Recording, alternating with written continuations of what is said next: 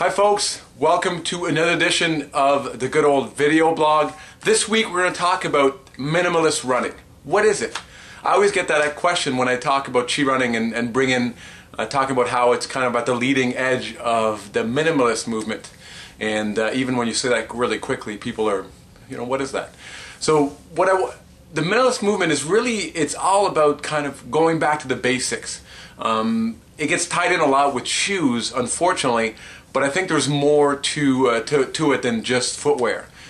And the same can be said about chi running. Yes, we try to go with a little bit more of the minimalist approach in the shoes in terms of a little bit less shoe, but there's lots to kind of go back to the basics to realize that there's more to running than just putting one foot in front of the other.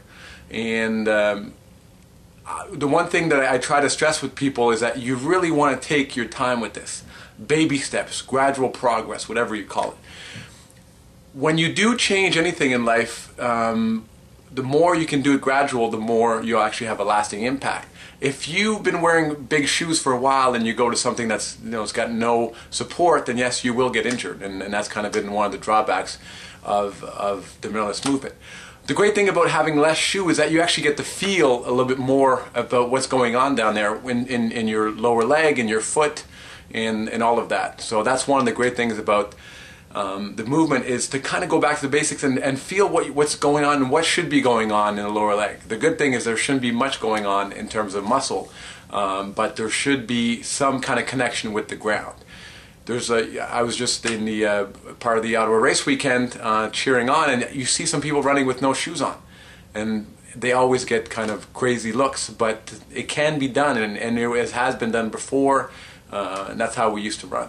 Now the shoes are here to stay, I think, but there can be kind of a nice middle ground where you have a little bit less of a shoe and a little more kind of focus on form and proper biomechanics.